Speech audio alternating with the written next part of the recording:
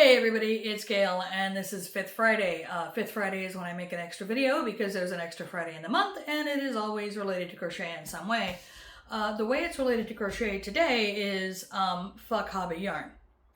So I'm going to give you a little background because I like to work from a place of least knowledge when I'm explaining things to people. This is very much because of my day job as a tech writer, honestly, but basically I'm going to assume that you don't know the details of Hobbii yarn or shitting the bed.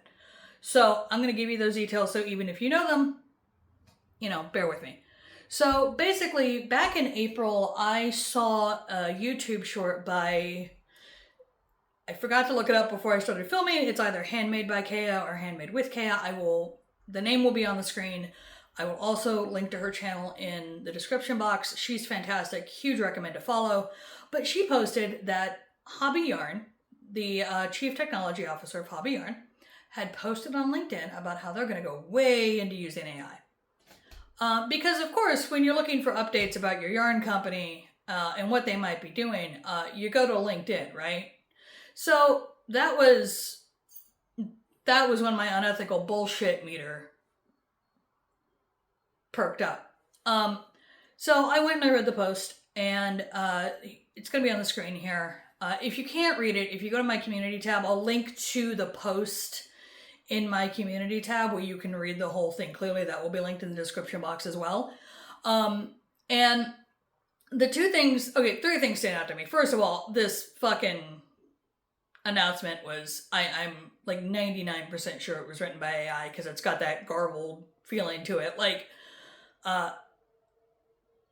But that is, we're going to say allegedly. Yeah, we're going to use allegedly. Allegedly it's written by AI. But yeah, it reads like it is. But two things that are not alleged are in this. First of all, this starts with, no one can control how much AI they use, which is a wild fucking statement. You can. It's super easy. You just don't use it. Number two, they want to use AI, in their own words, on this post to, one, cut down on awkward photo shoots, which is a phrase I cannot believe PR let go, which makes me think PR didn't even get to see this. And two, to lower the amount of stress on their tech team, who do the photo shoots. So, one, hire somebody else for your tech team, because anytime I see a company going, oh, the team is just so stressed, we need to do this, it's like, you don't have enough people working on that part of the company. Hire more fucking people. But then we need to talk about the awkward photo shoot thing, because what they're implying there is that they're going to stop doing photo shoots entirely. And instead use generative AI to churn out pattern photos, yarn photos, swatches, everything that you see on their website. So what you're telling me is that after years of using your website to buy yarn, even though I've never been able to go into a store and just like get my little grubby fingers all over it, I can now no longer trust any photos of your products because you're not actually taking photos of yarn, and you're not actually making real swatches, and you're not actually taking photos of finished products on a human body when you're putting pattern photos out. That's 1, 2, yep, you're out. Get the fuck away from me. But here's the thing. The moment I saw this, I'm like, oh, they are going to get fucking destroyed. And because unlike the CTO of the company, I've paid very minor attention to how all of us in creative communities feel about generative AI to make things like product photos and pattern photos, and none of us like it. And I'm just like, Jesus Christ, you didn't even try. You didn't even try to not do this. But also, you did try to hide it from your customers by only talking about it on LinkedIn. So you didn't listen to, you did nothing to find out what the actual temperature of doing this was amongst the community that you sell to. And two, you knowingly only posted it in a place where as few customers as possible were going to see it. Which is fucking hilarious because, of course, we got a hold of it and we talked about it. I posted a short here, I posted a reel on Instagram, I did a regular post on Instagram, I did the screenshots here in the community tab. Other people did full videos about it, which thank you for doing that, other people, because if I learned anything from the nitpicks debacle is that I don't want to do those like longer videos talking about it in like super hard depth. But so eventually the apology came. And I was waiting for the apology before I decided what I was going to do about am I ever going to buy yarn from Hobbii again. Because there is a form of apology that I'd be like, okay, I'm going to give you a chance. The form of apology I was looking for was, hey, we fucked up. We did not read the room. We completely did not do our job to understand what you, the customer, wants, and we are super sorry. We hope that our actions in the future will prove to you that we are not trying to fuck you over. That's what I was looking for. What we got was a multi-slide apology that includes a lie.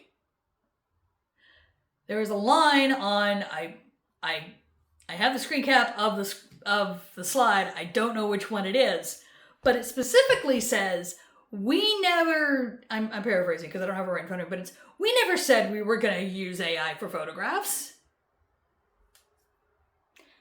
Yes, you did. Yes, you did. Specifically, the CTO said we are going to use generative AI to cut down on awkward photo shoots. That means you are using AI for product photos. But the LinkedIn post was never on Instagram. And so if you go through the comments of the apology post, what you see are customers who have built trust in Hobbii because they've been a company that has treated them well and that they like them, saying shit like, why are people so against AI? Because this slideshow apology also includes, we use AI for back-end stuff. Put a pin in that. That's what we meant by using AI. And so customers are going, I can't believe people are just assuming that you would use it for photographs. Of course you wouldn't do that. And they're lying. They're flat out lying to their customer base about what they actually said they were going to do, because they know that if they admit that they were going to use generative AI for photos, they're going to get creamed. But because customers have a level of trust in the company, and that's why they follow them on Instagram, the customers are just assuming that the mistake was made on the part of other customers who didn't want to trust AI, versus, oh, but look at this emotional appeal apology that mentions these people that we like. Surely they would never do this to their customers. And so they're withholding information to lie to their customers to try to look better in light of fucking up, not just fucking, but like fucking up. And they are just rolling with this lie that they never said that they were going to use it for product photos. And that is where my problem stands, because you know what you fucking said. You know what you fucking implied. And you knowingly lied about it in your apology because you knew that most of the customers on your Instagram don't go and hang out at LinkedIn to see what the fucking CTO is going to post about the company. Okay?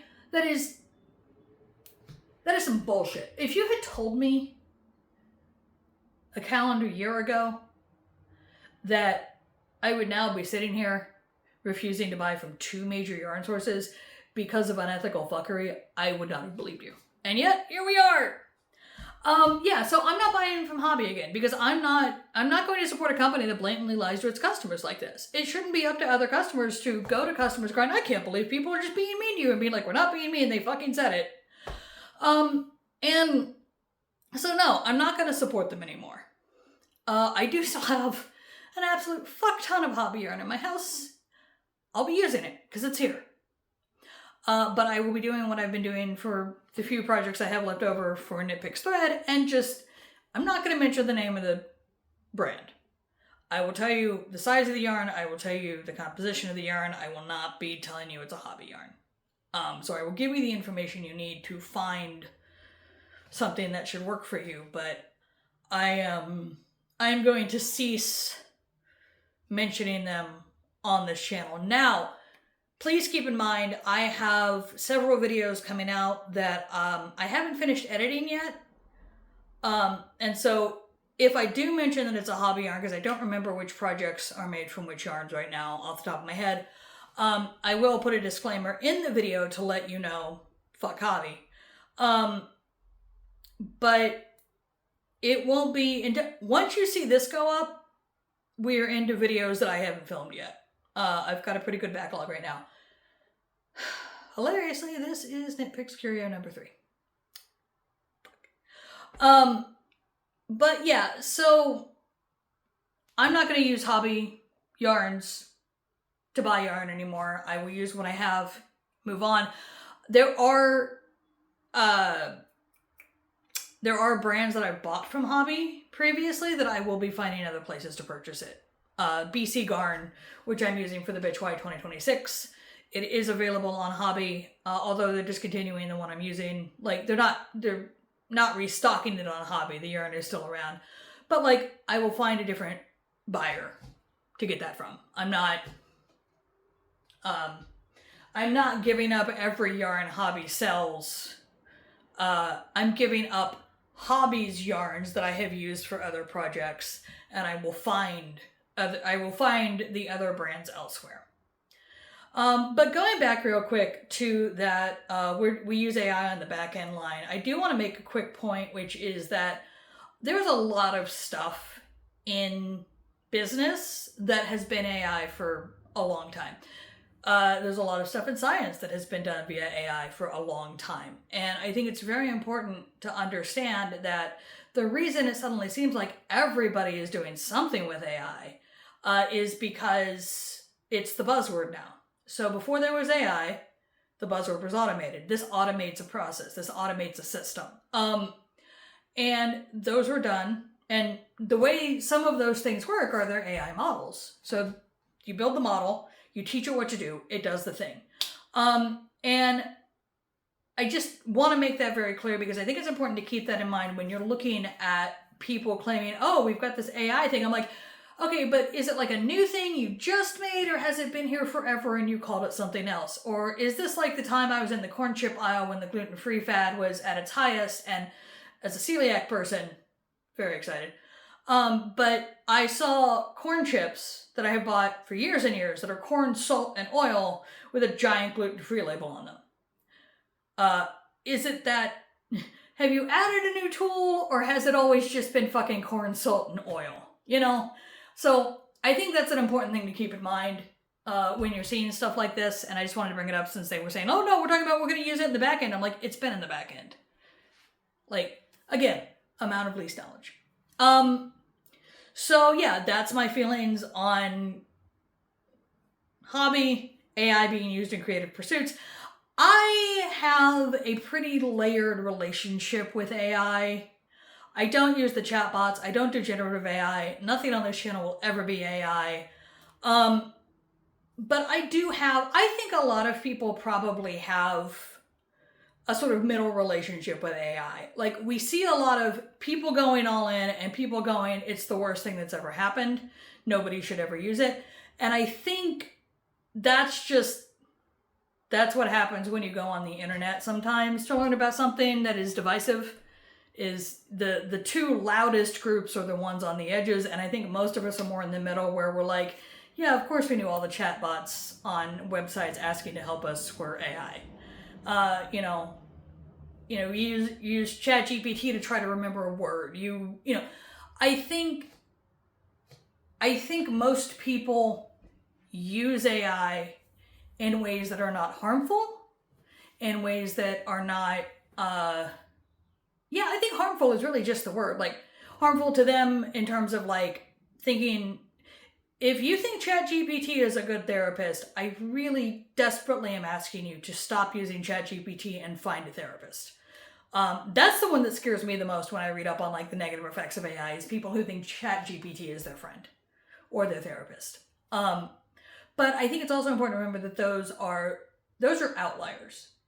And the way the internet works in terms of algorithm is that, especially if you're on like TikTok or something, if you watch one video about the thing that you don't like, you get recommended another video about the thing that you don't like, and you watch that too, you will then get a lot of videos about the thing you don't like. And that is not an indication of the actual number of people who are, for this example, using ChatGPT to act as a therapist, act as a friend, or as